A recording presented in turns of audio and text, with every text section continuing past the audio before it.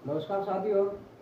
आज चर्चा करेंगे हम संविधान की विशेषताओं के बारे में, क्योंकि भारत का जो संविधान है विश्व का सबसे बड़ा संविधान है और इसकी एक अलग ही अनोखी बात है।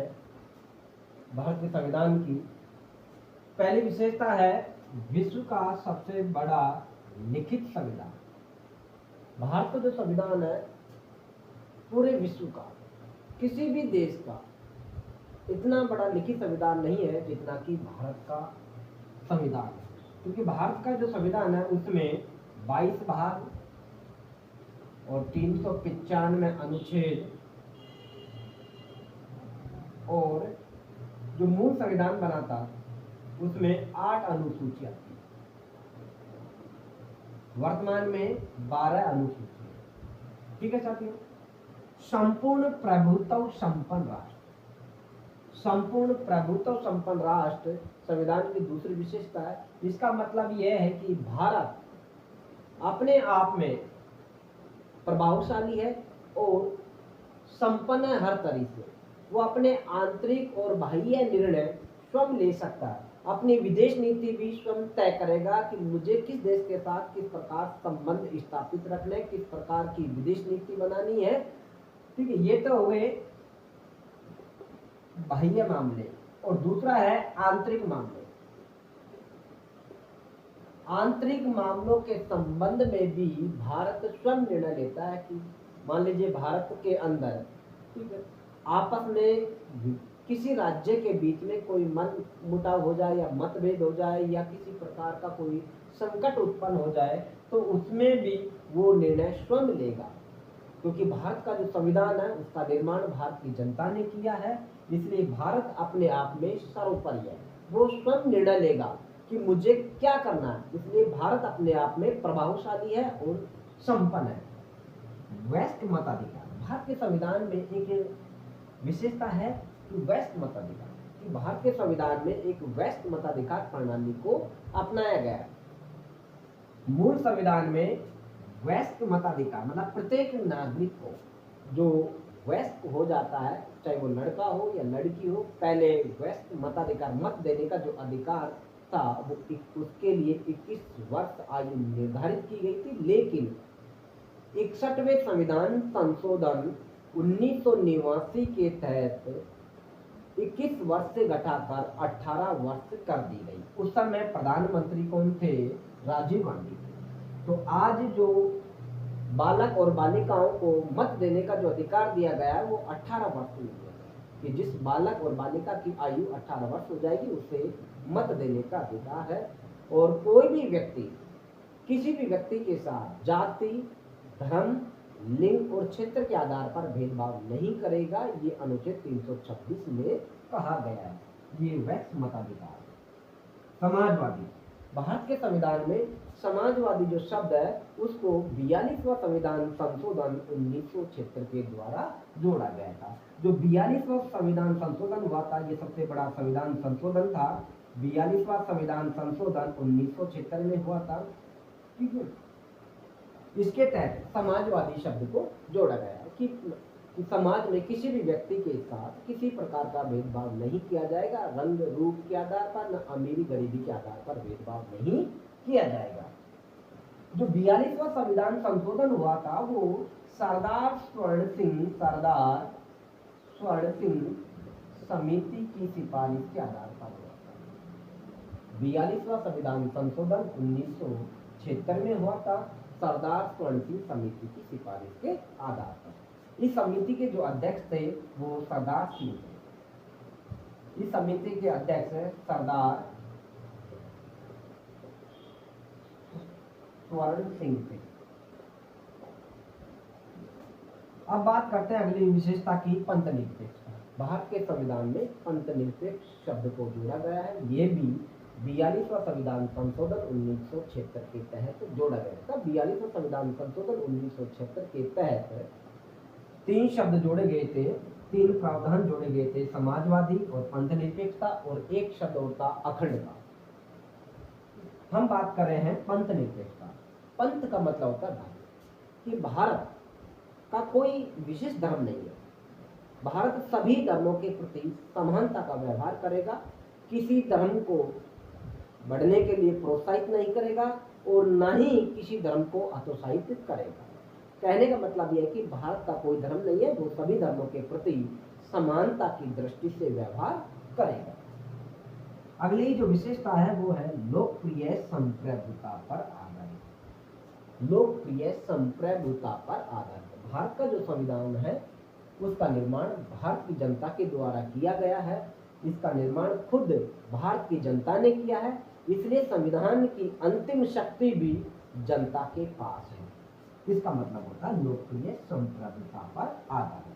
तो भारत का जो संविधान है उसका निर्माण भारत की जनता ने किया है, इसलिए संविधान की अंतिम शक्ति भी जनता के पास होती है। नेक्स्ट जो विशेषता है संसदीय शासन प्रणाली। भारत के संविधान में संसदीय शासन प्रणाली को जोड़ा गया है। भारत के संविधान में संसदीय शासन प्रणाली है जो ब्रिटेन के संविधान से ली गई है, ठीक है। क्योंकि हमारे देश के संविधान निर्माताओं ने अलग अलग प्रावधान अलग अलग देशों से लिया है। कौन कौन से प्रावधान लिए हैं उनके बारे में अलग से एक टॉपिक बनाएंगे, उसके बारे में चर्चा करेंगे। अभी हाल फिलहाल हमारी जो विशेषता चल रही है वो है संसदीय शासन प्रणाली। संसदीय शासन प्रणाली ब्रिटेन से ली गई है, इसके बारे में भी आगे विस्तार से चर्चा करेंगे। संसदीय शासन प्रणाली क्या होती है, क्योंकि संसदीय शासन प्रणाली ब्रिटेन से ली गई है। इसमें दो प्रकार की शक्तियां होती है, एक तो कार्यपालिका, एक तो नाममात्र की शक्ति और एक वास्तविक शक्ति। नाममात्र की शक्ति होती है जो राष्ट्रपति के पास होती है, और वास्तविक जो शक्तियां होती है वो प्रधानमंत्री के पास होती है। इसके बारे में अलग से कभी टॉपिक बनाएंगे, उसके बारे में फिर चर्चा करेंगे, फिर आपको विस्तार से समझाएंगे। मूल अधिकार। भारत के संविधान में मूल अधिकार जोड़े गए हैं। मूल अधिकार मैंने अभी बताया कि हमारे देश के संविधान निर्माताओं ने अलग अलग प्रावधान अलग अलग देशों से लिए हैं। जैसे संसदीय शासन प्रणाली ब्रिटेन से लिए है, तो मूल अधिकार संविधान के भाग 3 में है, और ये कहाँ से लिए गए? अमेरिका से लिए गए। फंडामेंटल राइट अमेरिका से लिए गए, अनुच्छेद 12 से लेकर के 35, अनुच्छेद 12 से लेकर के 35 तक मूल अधिकारों के बारे में बताया गया है। अगली जो विशेषता है नीति निर्देशक तत्व। नीति निर्देशक तत्व ये हमने आयरलैंड से लिए हैं। इनका उल्लेख भारतीय संविधान के भाग 4 के में है। ये मूल संविधान में नहीं था, इसका मूल करता हूँ भाग 4 में है।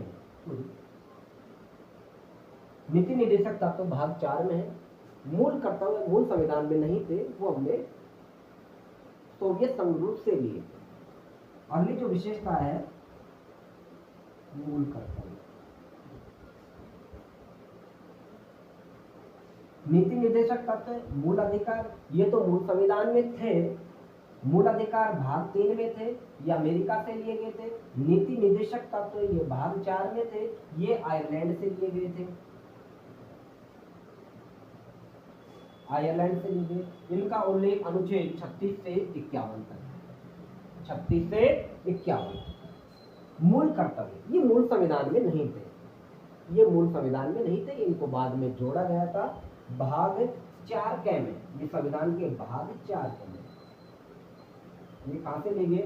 सोवियत संघ रूस से लिए गए। ठीक है साथियों, आज हमने संविधान की विशेषताओं के बारे में चर्चा की। एक बार दोबारा से दोहरा लेते हैं विशेषताओं को। पहली विशेषता विश्व का सबसे बड़ा लिखित संविधान। भारत का जो संविधान है विश्व का सबसे बड़ा लिखित संविधान है, क्योंकि भारत के संविधान में 22 भाग है, 395 अनुच्छेद है।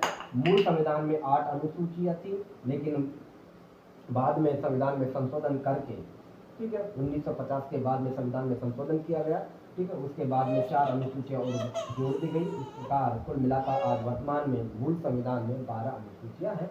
भाग भी बढ़ गए हैं, भाग लगभग 24 के लगभग हो गए। लेकिन मूल संविधान की बात करते तो भाग आज भी 22 है। मूल जो है रूपरेखा वो तो 10 साल बाद भी वही रहेगी, 50 साल बाद भी वही रहेगी, ठीक है।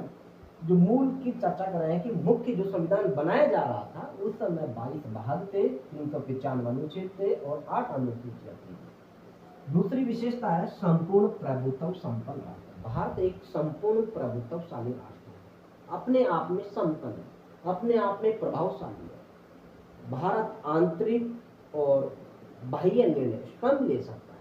वो विदेश नीति खुद तय करता है कि मुझे किस देश के साथ किस प्रकार संबंध बनाने हैं।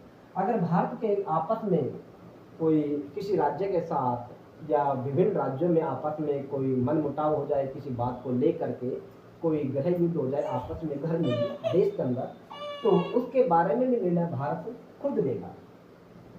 भारत के संविधान में अगली विशेषता जोड़ी गई है वयस्क मताधिकार कि भारत के संविधान में वयस्क मताधिकार दिया गया है। प्रत्येक नागरिक को वयस्क मताधिकार दिया गया है कि पहले जो मूल संविधान था उसमें वयस्क मताधिकार मत देने का जो अधिकार था वो 21 वर्ष आयु निर्धारित की गई थी, लेकिन 61वें संविधान संशोधन 1989 के तहत 21 से घटा करके 18 वर्ष कर दी गई।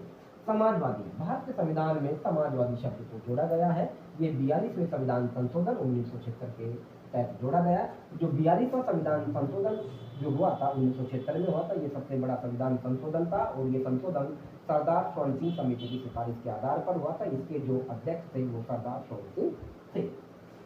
अगली जो विशेषता है पंथनिरपेक्षता। पंथ का मतलब होता है धर्म, कि भारत का कोई धर्म नहीं है, राजकीय धर्म नहीं है। भारत सभी धर्मों के प्रति समानता का व्यवहार करेगा, न ही किसी धर्म को बढ़ावा देगा, न ही किसी धर्म के को नीचे गिराने का प्रयास करेगा, अर्थात अतोत्साहित नहीं करेगा, बल्कि सभी धर्मों के प्रति समान दृष्टि से व्यवहार करेगा। अगली जो नेक्स्ट विशेषता है वो है लोकप्रिय संप्रभुता पर आधारित। भारत का जो संविधान है उसका निर्माण भारत की जनता ने स्वयं किया है, इसलिए संविधान की अंतिम शक्ति भी जनता के पास होती है। अगली जो विशेषता है संसदीय शासन प्रणाली। भारत के संविधान में संसदीय शासन प्रणाली हमारे देश के संविधान निर्माताओं ने ब्रिटेन के संविधान से ग्रहण किया। भारत के संविधान पर सबसे ज्यादा जो प्रभाव दिखाई देता है भारत शासन अधिनियम 1935 का सर्वाधिक प्रभाव दिखाई देता है। वैसे तो भारत के संविधान निर्माताओं ने अलग अलग देशों से अलग अलग प्रावधान दिए हैं, उनके बारे में कभी आपको अलग से टॉपिक बनाएंगे और उसके बारे में समझाएंगे। मूल अधिकार ये भाग 3 में है। ये कहाँ से लिए थे? अमेरिका से लिए थे। इनका उल्लेख अनुच्छेद 12 से 35 तक। अगली जो विशेषता है नीति निर्देशक तत्व। नीति निर्देशक तत्व वो तत्व हैं, वो सिद्धांत हैं जिनके द्वारा एक लोक कल्याणकारी राज्य की स्थापना पर बल दिया जाता है। इनका उल्लेख भाग 4 में है। इनको संविधान के भाग 4 में जोड़ा गया है। ठीक है, जो नीति निर्देशक तत्व हैं हमारे देश के संविधान में आयरलैंड से लिए गए हैं। इनका उल्लेख अनुच्छेद 36 से 51 तक है। अगली जो विशेषता है वो है मूल कर्तव्य। मूल कर्तव्य मूल संविधान में नहीं थे, इनको बाद में जोड़ा गया था। बाद में जोड़ा गया था भाग 4 कै में। भाग 4 कै में मूल कर्तव्य कहाँ से लिए गए थे? मूल कर्तव्य सोवियत संघ रूस से लिए गए थे। ठीक है साथियों, आज के लिए इतना ही काफी। मैं आपसे आशा करता हूँ कि यह वीडियो आपको बहुत पसंद आएगी, और वीडियो पसंद आए तो वीडियो को लाइक करें और चैनल को सब्सक्राइब करें। ठीक है साथियों, क्योंकि आप ही मेरी आवाज़ हो और आप ही मुझे प्रोत्साहित करेंगे, इसलिए साथियों वीडियो को ज़्यादा से ज़्यादा लाइक करें। ठीक है साथियों, अगर कुछ कमी रही हो तो मुझे कमेंट में सुझाव दे सकते हैं। Thank you.